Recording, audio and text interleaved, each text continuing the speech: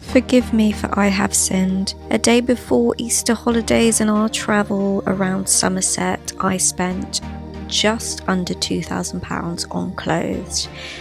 Addictions come in different shapes and sizes, and this is mine.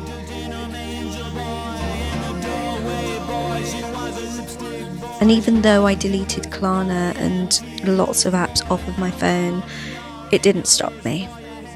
I'm now probably over £17,000 in debt, but that's something I need to look into. I'm just too stressed to do it now, too scared, too embarrassed.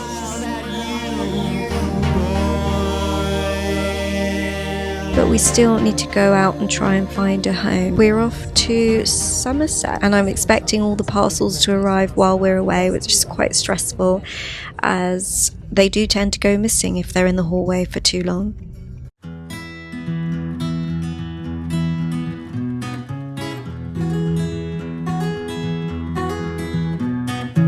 Our first stop was Frome, and honestly, this little town, you can feel the community vibe as soon as you come in. There's lots of things for children to do, and we came on the first Sunday of the month because that's when their famous market is on. So definitely, if you're going to go, try and make it to the market. There's lovely local food, produce, vintage stalls, you name it, you've got it. There was a bit of an eerie feeling, however, once the market had finished.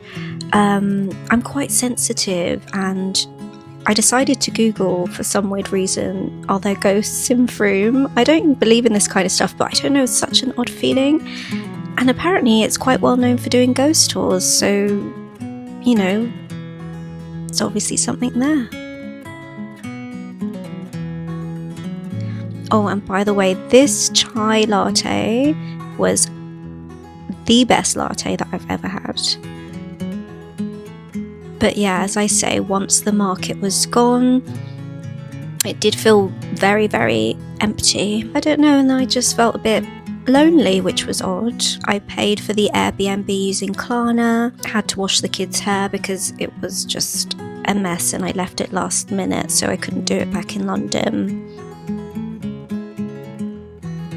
Our second stop was Cheddar Gorge, which is honestly, the scenery is breathtaking.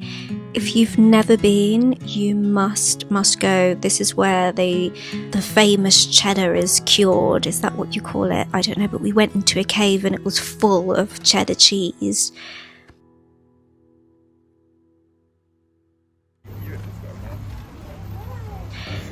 And lots of famous people have been here too.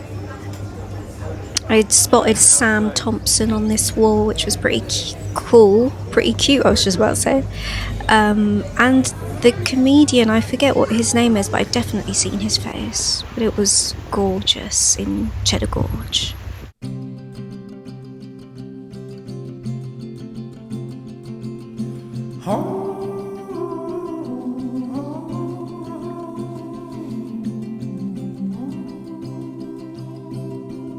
In Cheddar Gorge, we'd done the usual sightseeing. I don't think it's somewhere we would live. We just came here just to have a beautiful day, which we did. We had some lovely fish and chips, and the kids had so much fun going into the caves, walking through Jacob's Ladder. I did stop to read the sign when we were walking up all those steps, and basically the guy who built Jacob's Ladder is also known as Crazy Pavey. Not the best name, obviously, but it said that he held a number of mystical beliefs, including a conviction that we all have wings, but only he could see them. And then to try and prove that we had wings, he threw himself off, I don't know, somewhere, and he was wearing wings constructed from whalebone and canvas. Obviously, he did crash, but nothing too bad, I think, happened to him. But yeah, that was quite odd. But there's lots of mystical things down here in Somerset. I mean, when we did come here, you had the Stonehenge, right? So yeah, I don't know. All I'm doing is see angel numbers and hear mystical stories these days. So I think someone might be trying to send me some sort of a sign. But yeah, Cheddar Gorge was gorgeous.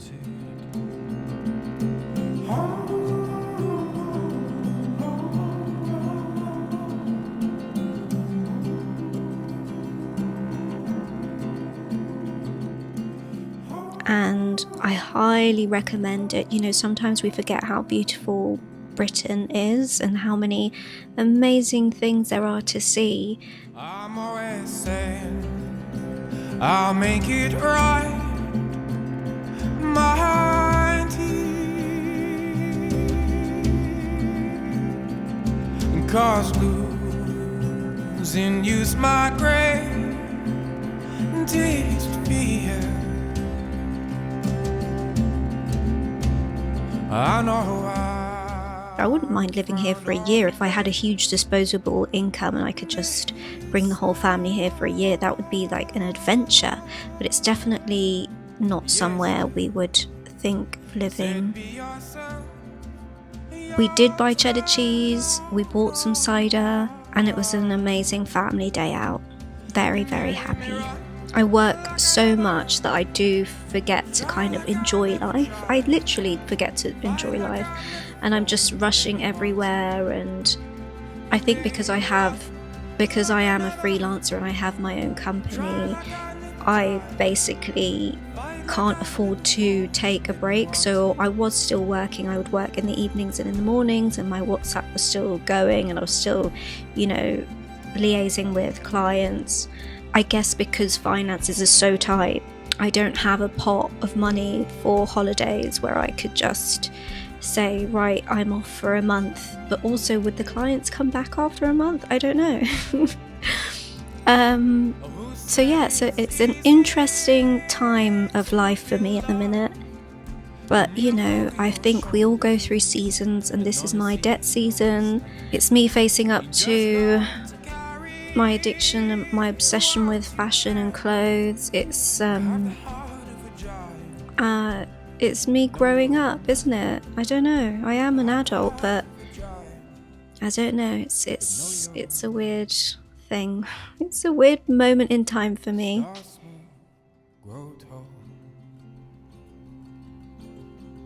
Start small, grow tall.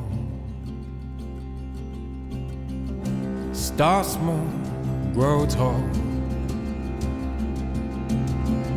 Start small, grow tall.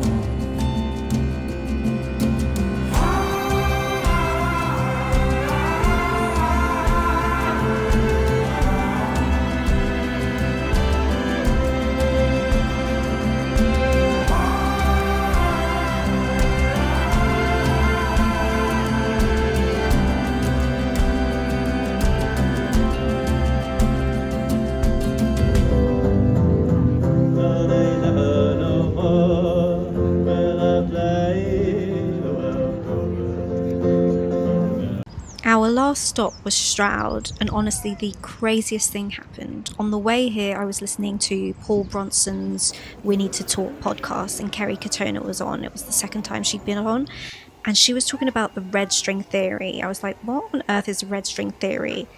YouTubed it, and Carl Jung came up and said that it's basically you meet people in life that are meant to teach you lessons, and it doesn't mean they're going to stay there forever like a soulmate, right? Some of them might stay there for a longer time because you truly are meant to be together. Anyway, and who did I see in Stroud?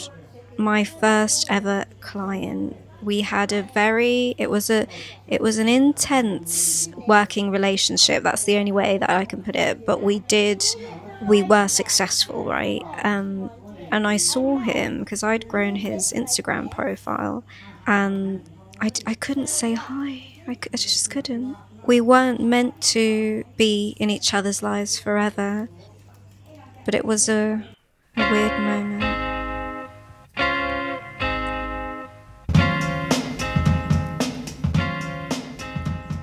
Carl Jung also said that people who, believed in this red string theory would wear a red string bracelet, because that way you would attract the people that you were meant to attract in your life to help you grow and become, the person that you're meant to become.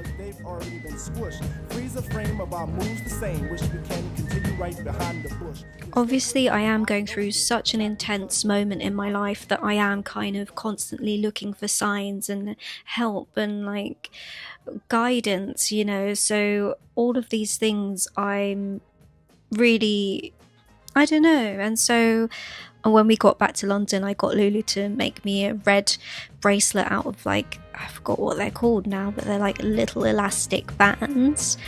Because I feel like I was meant to meet this person, even though when I saw them, my heart dropped and I was very, very sad. It was a really weird feeling. But I didn't go up to them because I knew from listening to what I'd heard in the car, like, we had our moment, we helped each other. I now have different clients. I've now got my limited company. They have what they want out of what we had grown together, and that was it. That was our moment, and we're not meant to be in each other's lives, right? And then, which was really obviously, which is quite interesting, is that I kept seeing red everywhere. Red clothes, red string everywhere, red walls, and it was a lot like the red car theory. Is that also a thing where now, like, if you want a red car, you'll see a red car everywhere, or if you want a Tesla, you'll start seeing, that model of Tesla everywhere, because your brain's now optimized to see the opportunity or what it is that you want. That's why they say, like, when you're manifesting, to visualize it, because then that way you're more likely to see the opportunities, or to take the opportunities you're meant to take, to that will help you reach your goal, if that makes any sense at all. But it was just like, I have lots of odd serendipity and weird moments throughout my whole life. Life is an interesting experience. And so Stroud was our last stop, and I got home to lots and lots of parcels, and I had to face my moment of weakness. My love must be a kind of blind love. I can't see anyone but you. I neatly unpackaged everything. If you know me, I really, really look after my clothes. The quality wasn't great, and I've noticed throughout the years that quality has gone down. I am selling my wardrobe to get out of debt. However, there's lots of things I've sold that now I'm kind of regretting, because the quality is so much better. All my stuff is quite vintage compared to what they make now. From this whole haul of nearly £2,000, I managed to just hold on to 4 things. However, there is still more to come, which you will see next week. I did try to sit and try to understand what it was that triggered me, and there are a few things, like over-delivering to clients and being upset at myself because I say yes to jobs that, I shouldn't be saying yes to. Being in debt obviously is a little bit stressful, isn't it?